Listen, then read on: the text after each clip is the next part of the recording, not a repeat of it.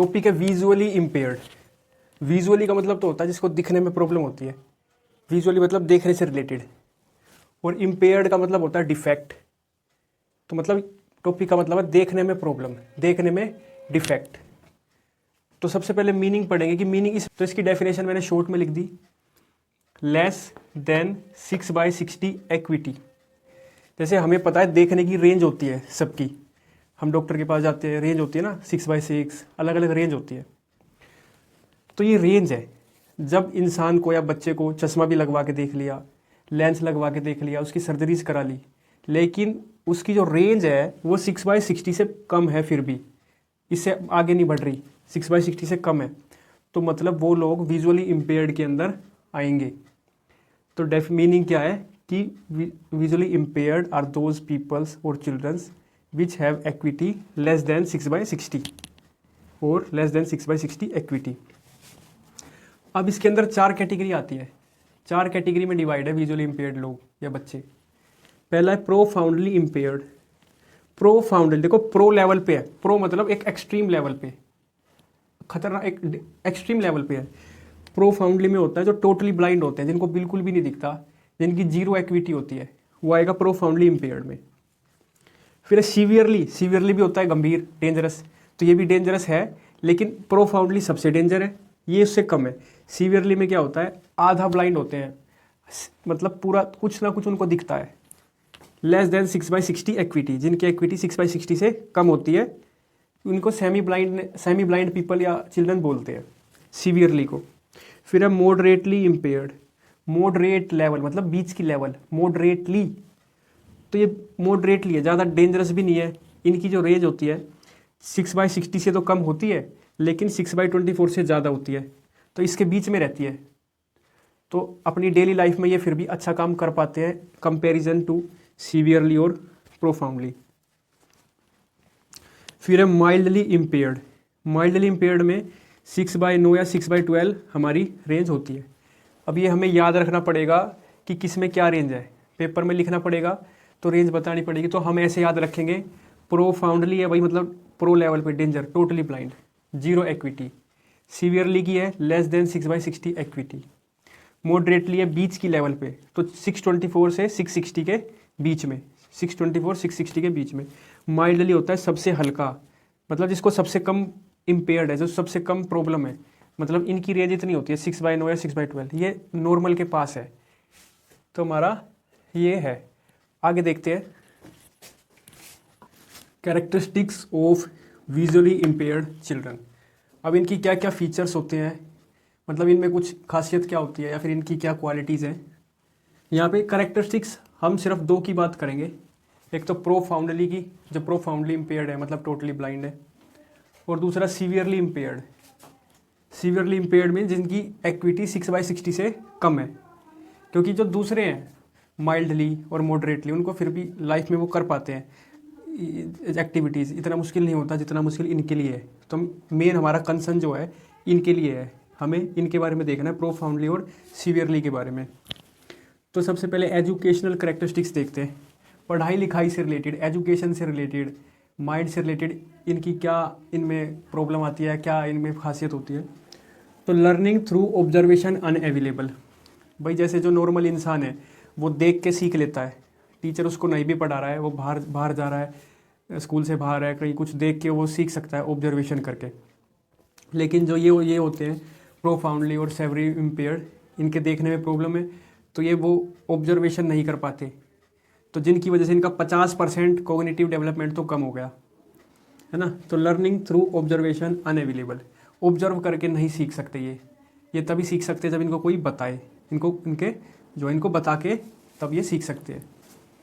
Have to rely on memory, can't read repeatedly.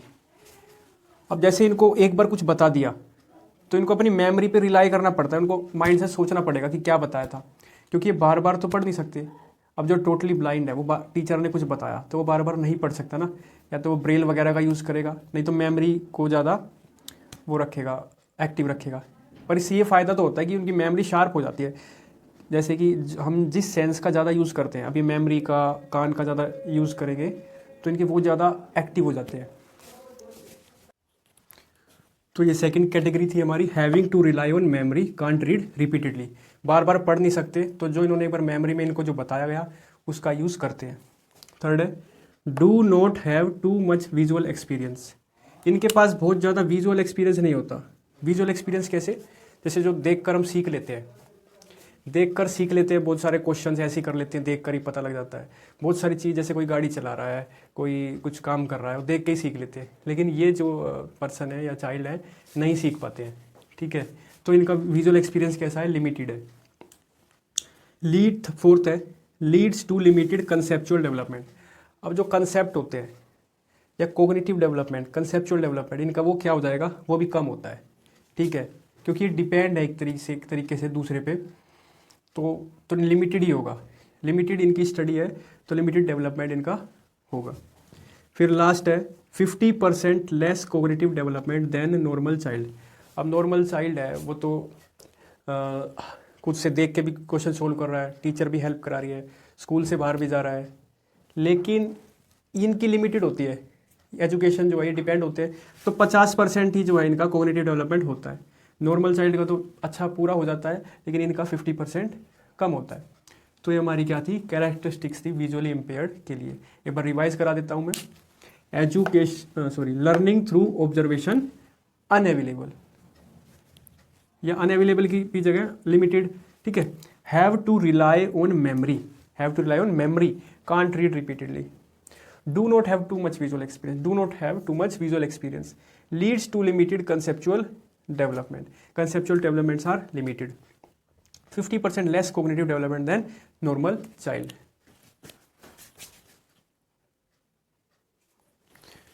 अब हम बात करेंगे एजुकेशनल करेक्टरिस्टिक्स, हमने पढ़ ली, पढ़ाई से रिलेटेड करेक्टरिस्टिक्स हमने पढ़ ली।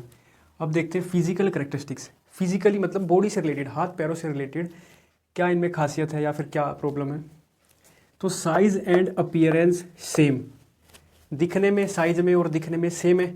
जैसे विजुअली इम्पेयर्ड है, नॉर्मल है, कोई दूर से नहीं बता सकता कि वो विजुअली है या कैसा। साइज और अपीयरेंस दिखने में सेम है, but health suffered as less physical exercise, लेकिन इनकी जो है हेल्थ सफर्ड कर सकती है क्योंकि फिजिकल एक्सरसाइज कम होती है, ज़्यादातर इनका बैठने का काम होता है या फिर मूवमेंट कम होती है।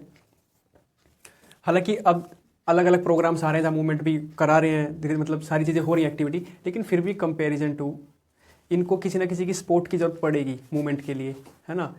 अगर फ्रीली खुद से चलेंगे तो इतने कॉन्फिडेंटली नहीं चल पाएंगे, डर होगा कहीं गिर ना जाए। तो कहीं ना कहीं तो फिजिकली जो है इनकी एक्सरसाइज कम है, तो उसकी वजह से थोड़ा सा जो है हेल्थ सफ़र कर सकती है। तो ये पहली हो गई कि साइज एंड अपीयरेंस सेम, दिखने में तो एकदम सेम है, लेकिन health suffered as less physical exercise, health suffer कर सकती है। सेकेंड है have more chance of disease, disease के ज़्यादा चांस हो सकते हैं क्योंकि मूवमेंट यहाँ क्या होती है, कम होती है, as less movement. Have less physical strength due to fear of movement, भाई अगर फिजिकल एक्सरसाइज कम है, मूवमेंट कम है, तो फिजिकल स्ट्रेंथ भी, मतलब फिजिकली ताकत भी क्या होगी, कम होगी। फिजिकली स्ट्रेंथ का मतलब समझते हो ना, किसी चीज़ को पकड़ रहे हैं, भाग रहे हैं या उठा रहे हैं किसी चीज़ को, वो सब स्ट्रेंथ, ताकत भी कम हो सकती है। बाकी रेयर एक्सेप्शनल केस हर जगह होते हैं, है ना, बहुत हो सकता है किसी में नॉर्मल चाइल्ड से भी ज़्यादा पावर हो विजुअली इम्पेयर्ड में, लेकिन जनरली हम अगर बात करें तो ये है।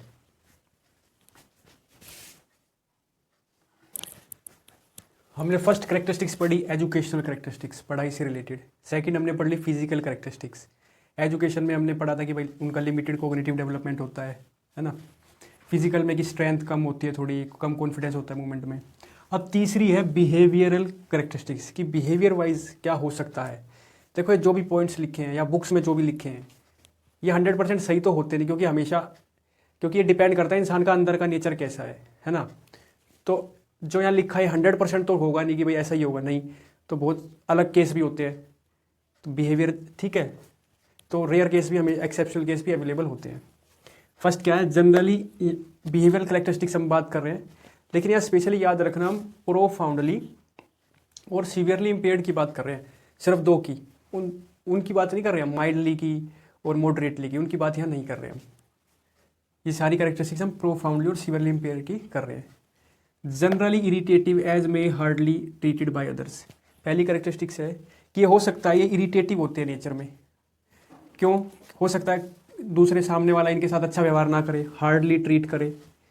अगर कोई सामने वाला अच्छा ट्रीट कर रहा है तो इनका भी कॉन्फिडेंस बढ़ेगा, है ना। लेकिन हो सकता है कि इनका जनरली क्या होता है, इरिटेटिव नेचर हो सकता है, as may hardly treated by other, क्योंकि शायद दूसरे लोग क्या कर रहे हैं, शायद इनको क्या कर रहे हैं, हार्डली ट्रीट कर रहे हैं।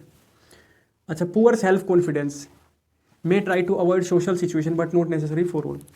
सेल्फ कॉन्फिडेंस इनका कम हो सकता है, may have poor self confidence, या लिख देता हूँ मैं मे हैव। अगर कोई सामने वाला इनके साथ बुरा व्यवहार कर रहा है तो इनका कॉन्फिडेंस फिर इनका पुअर ही होगा, कम ही होगा। मे ट्राई टू, और फिर ये शायद ये अवॉइड करें सोशल सिचुएशंस को, but not necessary for all, लेकिन सभी इम्पेयर्ड ऐसा ही करेंगे, जरूरी नहीं है। सी है very less development of non verbal behaviour. अब नॉन वर्बल बिहेवियर क्या होता है, नॉन वर्बल बिहेवियर का मतलब जैसे कोई सामने से आया तो मैं उसको स्माइल करूं, मैं दूर से हेलो कर दूं, आंखों आंखों में कुछ बात कर लूं, लिपसिंग कर लूं, non verbal behaviour, hand shake कर लूं, मतलब बिना बोल के, सिर्फ देख के जो बिहेवियर करते हैं, नॉन वर्बल, बिना बोले क्या क्या कर सकते हैं, हक कर सकते हैं, हेलो कर सकते हैं, देख सकते हैं, इशारे कर सकते हैं, तो वो नॉन वर्बल बिहेवियर ये नहीं कर पाते। Very less development of non verbal behaviour, क्यों, अगर इनको देखने में प्रॉब्लम होती है तो दूर से पहचान नहीं पाएंगे कि कौन आ रहा है और कोई आया है, तो नॉन वर्बल बिहेवियर इनका क्या होता है, लेस डेवलप होता है। तो ये बिहेवियर के कैरेक्टरिस्टिक्स थी कि भाई इनका बिहेवियर कैसा हो सकता है, तो भाई जनरली इरिटेटिव हो सकता है अगर कोई हार्डली ट्रीट करे इनको, पुअर सेल्फ कॉन्फिडेंस हो सकता है तो फिर ये अवॉइड करेंगे सोशल सिचुएशन को, और नॉन वर्बल बिहेवियर तो इनका लेस डेवलप्ड होता है। ठीक है, ये बिहेवियर कैरेक्टरिस्टिक्स हो गई। अब हम पढ़ेंगे, जब ये क्वेश्चन आएगा ना तो 16 मार्क्स का आएगा, ज़्यादातर चांस है, अगर 4 मार्क्स का भी आ सकता है, 16 में आएगा तो आप ये ऐड कर देना इसमें, ये भी अच्छा पॉइंट है। साइन ऑफ विजुअल इम्पेयरमेंट, अगर कोई विजुअली इम्पेयर्ड है तो हमें क्या क्या साइन दिखेंगे, हमें कैसे पता लगेगा, तो हो सकता है कि वोटरी आइज़, कि आंखों में उनकी बार बार क्या आ रहा हो, पानी आ रहा हो, बार बार फ्रीक्वेंटली क्या आए, उनकी आंखों में पानी आए, तो हम समझ जाएंगे वो क्या है, विजुअली इम्पेयर हो सकते हैं। ये नहीं कि अगर किसी की आंख में थोड़ा बहुत पानी आ गया तो वो विजुअली इम्पेयर्ड, नहीं, चांस है, हो सकता है, अगर ये कारण हो सकता है ना। ब्लड विजन, किसी को ब्लड दिख रहा है, ब्लर दिख रहा है, साफ नहीं दिख रहा, धुंधला धुंधला धुंधला दिख रहा है, तो हो सकता है वो विजुअली इम्पेयर्ड का सिम्टम है। पेन और बर्निंग इन आइज, किसी की आंख में बार बार पेन हो रहा है, दर्द हो रहा है, जलन जलन हो रही है बार बार, तो हो सकता है वो साइन है विजुअली इम्पेयर का। Use one eye while reading, जब कुछ पढ़ रहे हैं तो एक आंख को ऐसे बंद करके और वो फिर पढ़ रहे हैं, एक आंख पे जोर देके, तो वो भी एक सिम्टम है विजुअली इम्पेयर्ड का। Always sit on first bench to write from black board, जब भी ब्लैक बोर्ड के लिए लिखना है, कुछ लिखना है, तो हमेशा फर्स्ट टेक्स्ट पे जाना और तब देखना, तो मतलब उनकी आंखों में प्रॉब्लम है। कांट वॉक कॉन्फिडेंटली, कॉन्फिडेंटली नहीं चल पाना, भाई हो सकता है दिखने में प्रॉब्लम है तो कॉन्फिडेंटली कैसे ही चल पाएंगे, तो थोड़ा सा, तो कांट वॉक कॉन्फिडेंटली। 7 है can't read small print effectively, अगर छोटे छोटे लेटर उनको पढ़ने के लिए दें तो वो अच्छे से नहीं पढ़ पाएंगे, गलतियां करेंगे, तो ये साइन है विजुअली इम्पेयर के। क्या क्या, वोटरी आइज, पेन इन आई या burning sensation in eye, and can't walk confidently, can't read small prints effectively, use one eye while reading, always sit on first bench to write from black board. ठीक है,